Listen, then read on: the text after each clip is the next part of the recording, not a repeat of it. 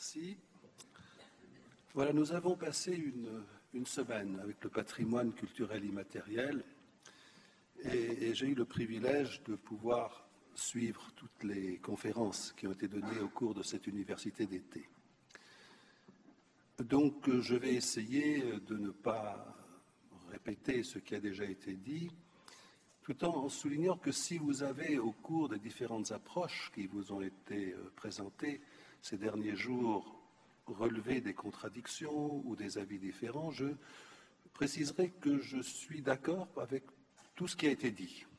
Autrement dit qu'il y a dans ce concept de patrimoine culturel immatériel, dans la Convention, il y a des contradictions, il y a des approches différentes.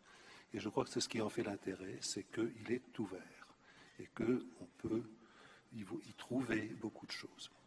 Bon, j'ai la lourde mission maintenant, pendant les 2 années qui viennent, d'assurer un peu, d'être un peu le gardien moral, je dirais, de l'application de cette convention. Néanmoins, je vais très rapidement, pendant 7 à 8 minutes, essayer de vous donner un peu mon approche de ce patrimoine culturel immatériel. Et puis ensuite, nous passerons à d'autres choses. Je vous présenterai des extraits de spectacles que nous avons programmés à la Maison des Cultures du Monde, j'en commenterai certains, et puis nous essaierons de voir ensemble comment ces spectacles ont évolué ou pas et quel est leur lien avec le patrimoine immatériel.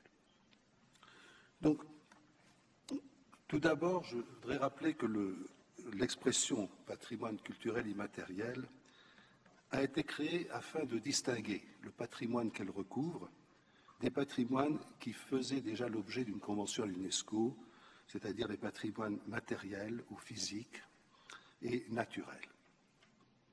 Le patrimoine de l'humanité se trouve ainsi réparti en 3 catégories, matériel, naturel et immatériel. En anglais, intangible. Cette répartition révèle un schéma conceptuel propre aux civilisations de l'écriture, et en particulier depuis le XIXe siècle aux cultures occidentales, qui ont découpé leur créativité en secteurs étanches. En Occident, théâtre, musique, danse, architecture, littérature, poésie, etc. vont se trouver isolés les uns des autres et amenés à suivre des évolutions parallèles. Ils iront même jusqu'à se subdiviser pour engendrer des théâtres pour enfants, des littératures de femmes, des musiques de tout genre, des musiques classiques, musique ethnique, musique populaire, musique du monde, etc. Groupes et sous-groupes prolifèrent et résistent encore aux tentatives de quelques mouvements intellectuels et de créateurs qui, en Occident même, prônent le retour à la pluridisciplinarité. Dans le domaine du spectacle en particulier, la pratique fait que progressivement les cloisons tombent et le succès que rencontre l'ethnocénologie est un témoin de cette évolution. Cette évolution qui permet de rapprocher les formes de création occidentales de celles du reste du monde, qui, elles, n'ont pas subi en profondeur ce saucissonnement, même si en apparence, par voie de colonisation ou d'imitation, les schémas occidentaux leur sont imposés. Alors, les organisations internationales, gouvernementales comme l'UNESCO ou non gouvernementales, pérennisent sans état d'âme ce tronçonnement de la création et partant du patrimoine en distinguant ce qui relève des femmes, des hommes, des enfants, des pauvres, des personnes âgées, des autochtones, des handicapés, etc. Découpant les sociétés en tranches, exacerbant les différences, créant rivalité et antagonisme là où l'équilibre est naturel. La répartition du patrimoine en 3 groupes relève de cette démarche. Toutes les incohérences, les difficultés, les contradictions dont je viens de parler à prévoir dans la mise en œuvre du concept du patrimoine culturel immatériel proviennent de l'inadéquation entre la démarche de classification et la réalité sur le terrain, entre l'approche politico-bureaucratique et la réalité ethnologique. Un seul exemple. Comment isoler un rituel, patrimoine immatériel, du lieu où il se déroule, patrimoine matériel ou naturel, et des objets, instruments ou masques, qui sont indispensables à sa réalisation.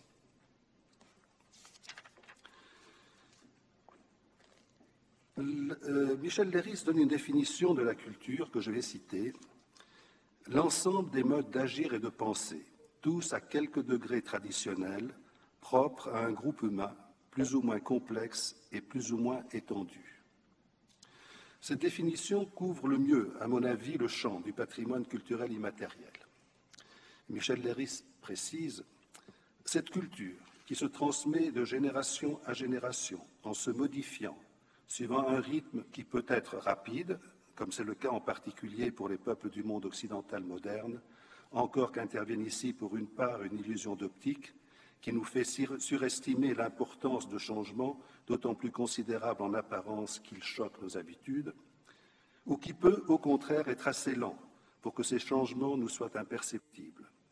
Cette culture n'est pas une chose figée, mais une chose mouvante.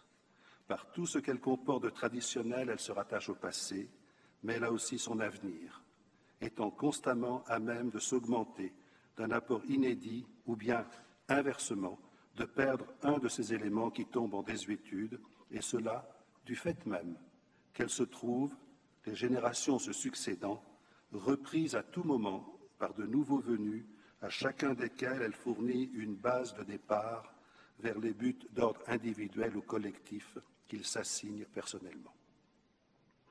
Dans ce texte, Michel Leiris nous révèle, il y a plus d'un demi-siècle déjà, presque 60 ans, les problématiques auxquelles nous avons aujourd'hui à répondre. En effet, cette définition de la culture, qui pourrait être celle du patrimoine culturel immatériel, met à juste titre en évidence, comme la caractéristique première de la culture, le fait qu'elle n'est pas figée, mais constamment mouvante.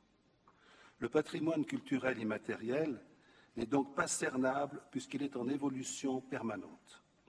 L'exercice est donc faussé dès le départ. Comment se saisir de ce qui est en mouvance sans risquer de le figer? Nous avons à distinguer au sein d'une même culture sa composante matérielle de sa composante immatérielle et à cerner l'insaisissable. À ces deux problèmes s'ajoutent, pour revenir à la définition d'UNESCO, ceux d'éthique et de morale. Trier dans ce patrimoine issu de cultures séculaires ce qui serait en conformité avec les concepts récents de droits de l'homme et de durabilité et respectueux des autres.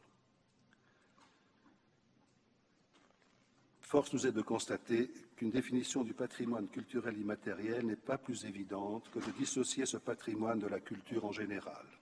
Alors pourquoi le faire? Pour le sauvegarder, dit la Convention.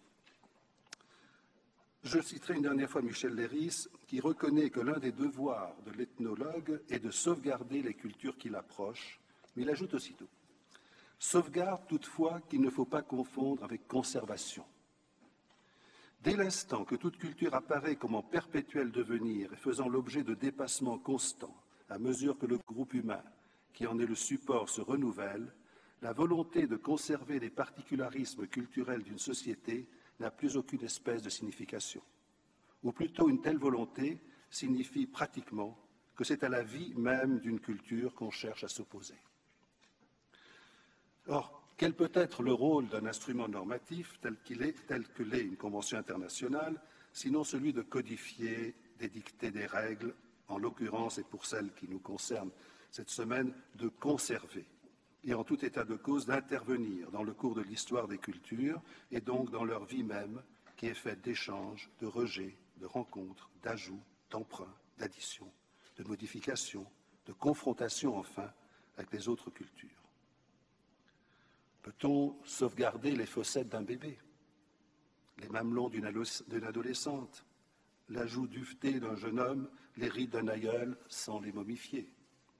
Il en est de même des cultures, du patrimoine culturel immatériel. À quel moment le saisir? À quel moment pratiquer l'euthanasie? Qui en décidera? De quel droit? À titre d'illustration, prenons un exemple. La musique andalousie marocaine, Al-Hala, est sans doute un patrimoine culturel immatériel. Mais dans laquelle de ces interprétations l'est-il?